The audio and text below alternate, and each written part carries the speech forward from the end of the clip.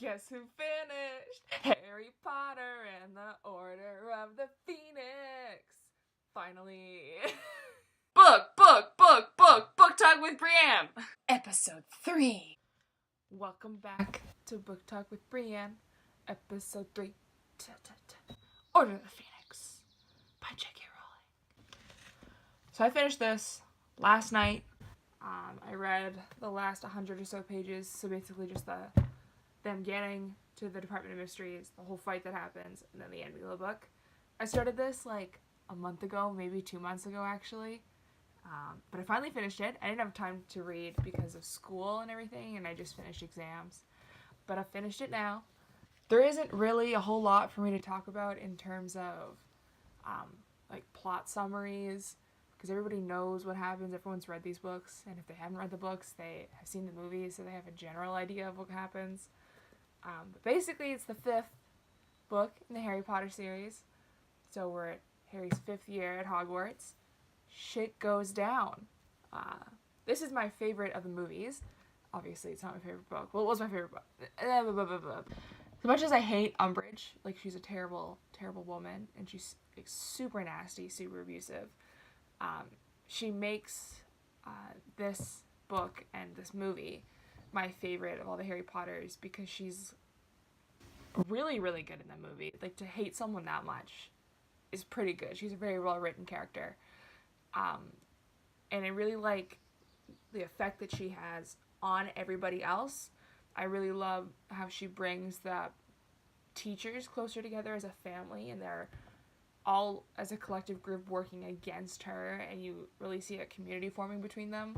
I also really like what it does with the students, how it's broken up to the people that are dicks and the people that aren't dicks. And I love Dumbledore's army. That's one of my favorite parts of the Order of the Phoenix, and I think it's a great book. Because there's not much to say about the summary. Everyone knows what happens. I have a list of my favorite moments from this book. It's a long book. It's the longest one of the Harry Potters. 766 pages for my edition. So I have quite a few things that I really liked, so I'm going to run through them all to try and make this not super long, but it probably will be. Let's go. To start us off with my favorite moments from this book is at the beginning, right after Harry has fought off the Dementors and taken Dudley back home. He's getting in a fight with Aunt Petunia and Uncle Vernon, and he's such a cheeky shit because he's 15. He's at peak talking back phase in his life, and he has this line where Uncle Vernon is fighting with him, and it's clearly really intense, and like they have reason to be upset at him. Like, their son is messed up right now, and Harry was obviously involved, and Harry's not really telling them what happened. And there's a line, and Harry goes, "Well, is that all?"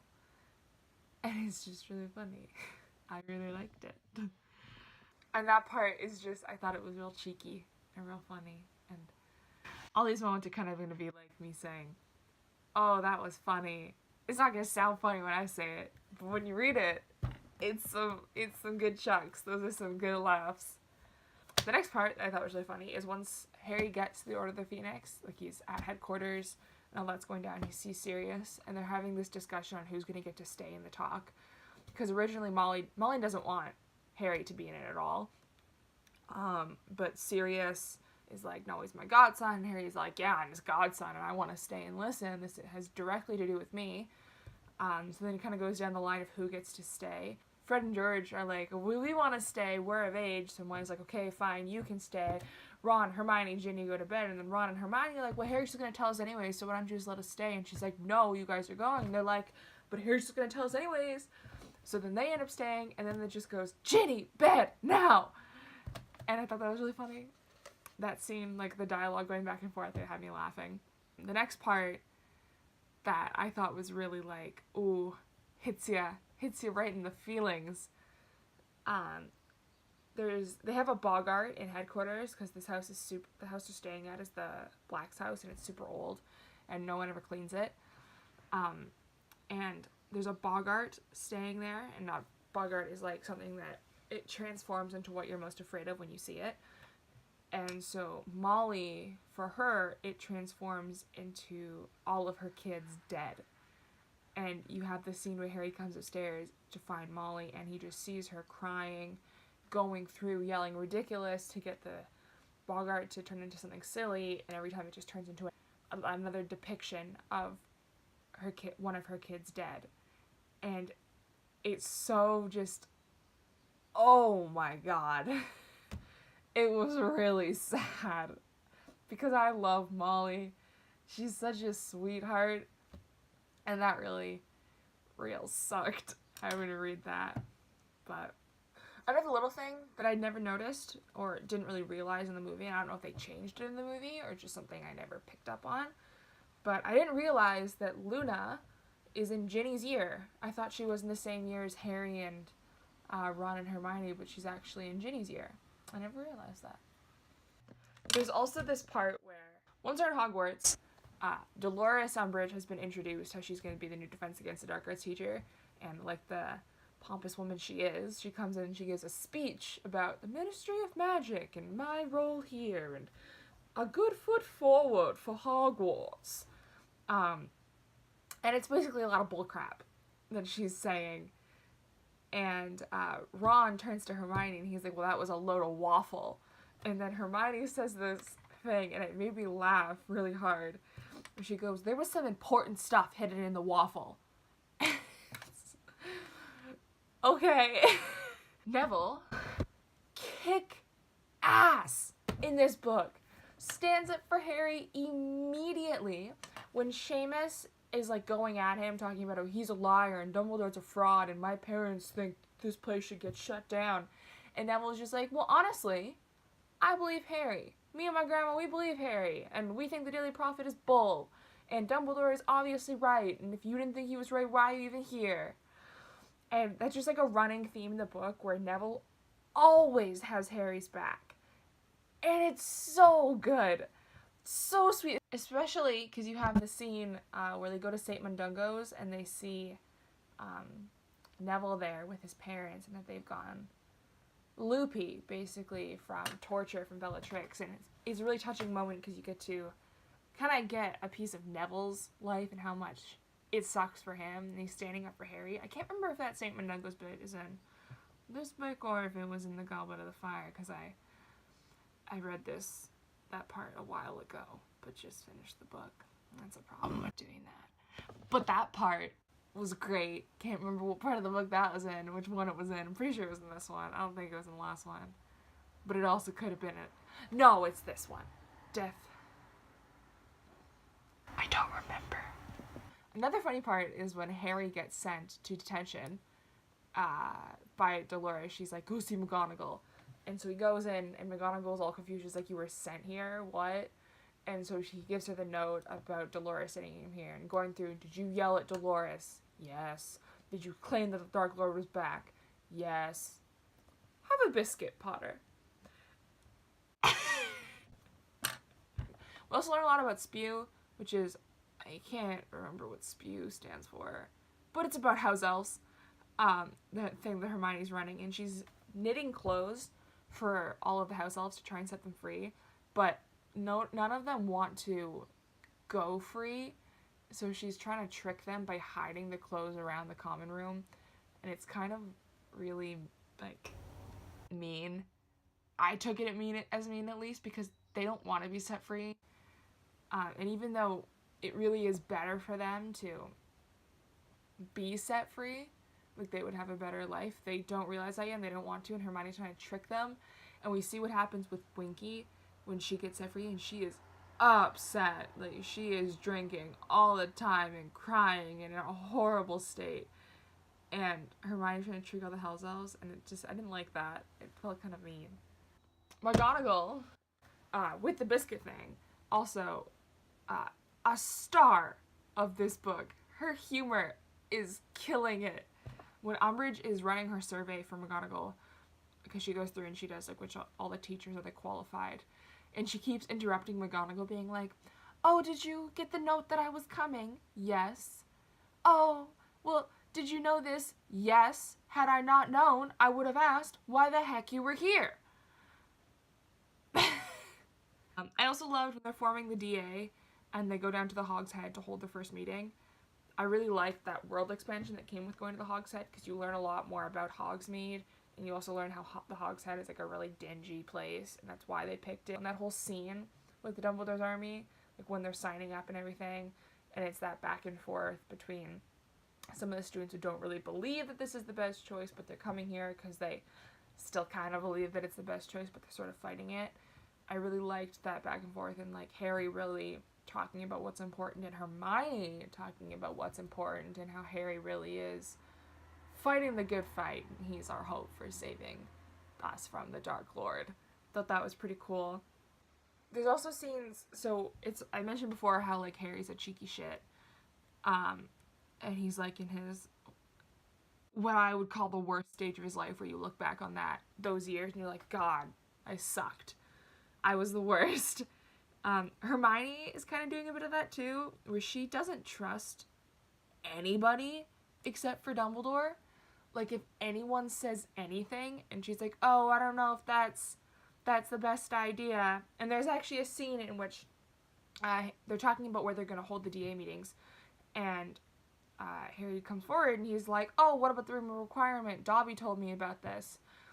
And Hermione's like, oh, I don't know if that's the best idea, because, you know, Dobby hasn't been so reliable in the past, and then, I don't know if it's such a good plan. And then Harry is just like, oh, well, Dumbledore also said. She goes, oh, well, if Dumbledore said, then it's fine. Trust Dumbledore. So that's kind of like, the fuck, Hermione? What's she doing, girl? So it's a really cute scene in which Harry and Ron are going off to play a Quidditch game, and Ron's really nervous about being the keeper, and Hermione gives him a kiss on the cheek, and that scene was just like, oh, you did that! It was really, really cute. I really like that. Also, Ron is tall. They describe a scene in which he has to duck through to get through a door because he has grown, and I'm like, he is tall? He's not tall in the movies. Oh! I also really love the scene in which Harry's kissed Cho, and they're coming back. He comes back to the common room, and they're having, like, it's really juvenile what they're talking about, and really, like, makes them seem like real kids, and how they're talking about Harry having his first kiss.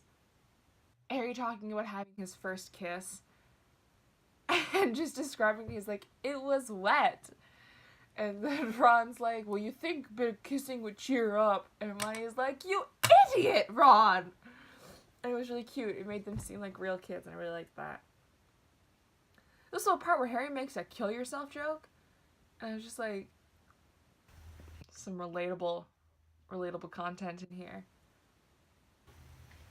I did not see coming Firenze being the new divination teacher. I wish that was in the movie. That's so cool. And where they have him teaching his first lesson, and he's explaining the history behind the stars and how it relates to centaurs. I wish they put that in the movie. That was such a cool scene. I did not see it coming that Firenze was going to be the teacher. Like, whoa, that was one of the only things that, like, shocked me. I was like, whoa! Also, the classic Sirius and James being dicks to Snape, but then Snape's also not the best because he calls Lily a mudblood, so he kind of deserves it. But Sirius and James are really, like, mean to him. That's in there, you know, didn't love that. Also, Harry being a dick to Luna when she's like, oh, we fly, of course. And Harry's like, if you're including yourself in we aren't doing that. And it was so rude. It made me really upset. I didn't like that. Harry, you're a meanie. Also, just the ending where they go into the fight scene, and take a lot of notes on this while I was reading it because it was really cool hearing them going down to the Department of Mysteries and all the stuff that was happening down there and the different rooms that they go in that you don't get to see in the movie, like the brain room, and you get to actually see like that the veil that Sirius falls through and he dies, and you get to hear people whispering on the other side. Like, I just liked how much they talked about that. I really liked Harry and Luna talking about that actually at the end, and they had kind of a heart-to-heart, which made me feel better, because I didn't like how rude Harry was being to her, because I really like Luna in the movies. Not so much in the books, she's kind of like a ditz, but she's still a good girl, nice person. But in the entire ending, Neville is so good to Harry. When Sirius dies, and Neville, this is kind of when you realize that Neville and Luna don't really know why they're there fighting. They just kind of are.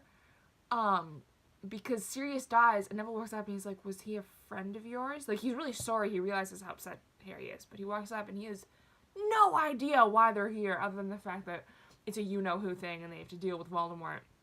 But the main reason is because Sirius is in danger, and they've heard about Sirius, but they don't understand the connection, and it just shows how loyal of friends they are.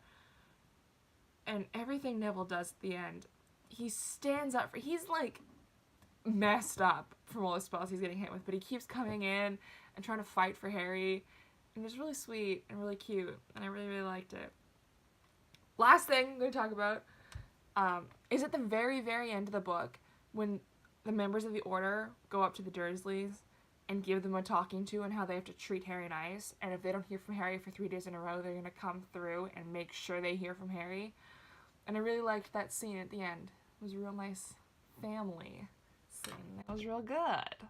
That was Book Talk, Episode 3, Harry Potter and the Order of the Phoenix by J.K. Rowling. This beauty of a mammoth. Loved this book. It was really, really good. Hopefully I'm going to be able to do more book talks. I am on a semester break right now, going from spring to summer semester, because I'm doing classes over the summer. So I have about 2 weeks. I'm hoping to read a few more of my books over there. So hopefully there'll be more book talks up. I'm not really sure, because I keep meaning to do them, but I get busy with schoolwork, or I make myself think I'm busy with schoolwork, so I can't read. So hopefully I'll be able to have some more up. I have some books planned that I really want to read, and I'll do book talks on them if I think they're interesting enough. But so yeah, there's that to look forward to. More book talks coming, hopefully. Fingers crossed that I actually do that. I'll also have my Instagram link below, where I'll show all the books I'm reading, and I usually get like updates on while I'm reading them, if I'm liking them, or certain scenes that I think are really funny. In the moment, I'll post them, so you get to actually see how much I'm enjoying them, rather than me reverberating it later and it's not really funny at all. But yeah, thank you for watching. Hit that subscribe button if you'd like more of whatever this is. Yeah. Bye-bye!